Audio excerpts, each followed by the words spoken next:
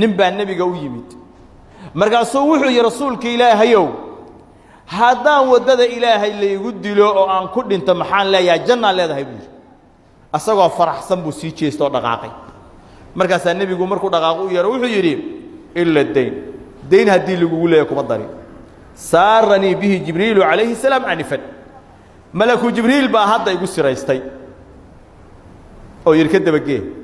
دينتكم مجرد ساسا كوكو شيء حديث قال الإمام النسائي النبي قوارات والذي نفسي بيده لو أن رجلا قتل في سبيل الله ثم أحيي ثم قتل ثم أحيي ما دخل الجنة حتى يقضى عنه دينه إلهي بان قدرت له هدي قفل الدلو أو جهاد وضد حقه اللي قدلو أو الله صار نوليه أو مر لبعض الدلو أو الله صار نوليه أو مر صدحات الدلو شن ندم مجله هيو إلى الدين كل يقول لي يلا قبحي دينك عليس كاس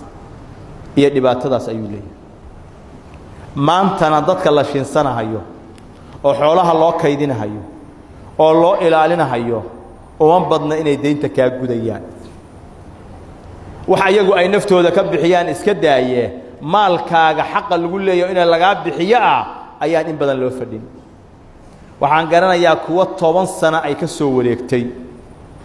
qaar 5 sano ay ka soo wareegtay oo aabayaalkood ay dhinteen hantina ay ka tageen deeyna lagu leeyahay walina ilmihii ay leeyihiin dhulku ilaa qiimo fiican lagu helo ilaa tala la iskugu loo dhan yahay la iskugu yimaado Yurub iyo Ameerikaan kala jirnaaye mar aan isku nimaadno markaasna aan gadno markaasna aan bixino ayaan gaari doonaa intaas oo sano ay ka soo wareegtay hantidin miskiinkaas oo tabcay oo juhdigiisa iyo dhiidkiisa uu galiyay oo maalin walba la leeyahay qiimo dhac baa jira qiimo xuno baqsiyaha naloo gaaray waxaas waxba kuma gadi karno aan la sugno waqti kale ay leeyihiin asagana uu xabisan Allah haysto waa musiibo aad iyo aad weyn badan qofka deynta qaadanaya وأنه إلهي كبقى النية سواء إليه إنه بحي حقا أو إسكجده إلهي وأفضل ضينيا نبي نوح عليه الصلاة والسلام من أخذ أموال الناس يريد أداءها أدى الله عنه ذاتك حوله لقفك قاته أسوأ دونه هي النية سواء إنه بحيو جده إلهي وكجديا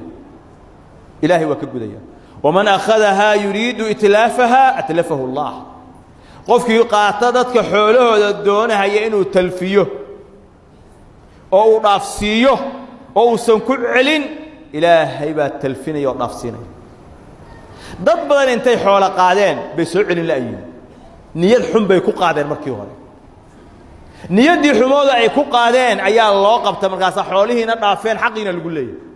deyntiina lagu leeyahay qofka qaada waa inuu iska ilaaliyaa markay u sahlanaata inuu bixiyo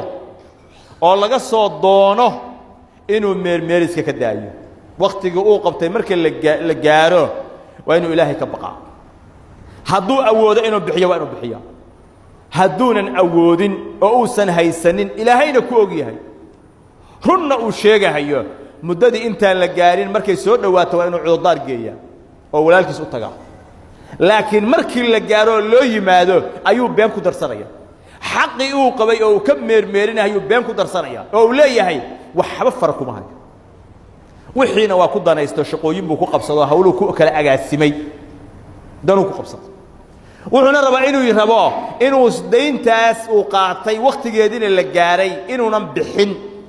meelo kale wax uga jaafjaafo faa'iidooyin markuu soo helo iyo waxyaalo kale uu qabsado iyo mar raba wixii lagu leeyahay xaq lagu leeyahay xoolihiisa inuu xaraasho mar rabo dhul inuu gado mar rabo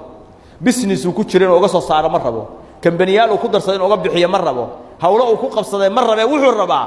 inuu ka dhigo arinta qofkan deynta ku leh muhiimada koobaad iyo midda labaad iyo midda saddexaad midna inaysan ahayn dii wax loo heli karaan loo tuuro la iska fujiyo qayladiisa hadduu mar labaad soo cabto wax yar oo kale loo tuuro ilaa marka dambe la gaarsiiyo sidii shaacirku uu yiri umaatiluka al-asrayn hatta tamallani wa tarda binisfi ad-dayn wal anf raghim labada waqtiba waan ku meermeerinaya ilaa aad iga noogtid oo iga daashid oo aad ku raali noqotid xoolihii deynta ahaa oo kaa maqnaa barkood inaad raalli ku noqotid adoo ku qasban oo si sadulla ah raalli ugu noqotid ayaa ku meermeerinaya oo marka dambe qofka uu gaaro inuu yiraahdo war wixii aan kugu lahaa bar kamida waa ka tanaasul iska qaado barka kale isii u gaarsiyo dhaqankaas dhaqan shaytaan weey ilaahayna qofka waxa uu la haray u barakayn maayo dulmina weey waa kan nabigu yiri matlul ghaniy dhulm qofka hantilaha ah meermeerintiisa uu meermeerinaya qofka xaqa ku leh waa dulmi weey dulmigana waxa weeyaa si degdeg uu kaaga soo ifbaxay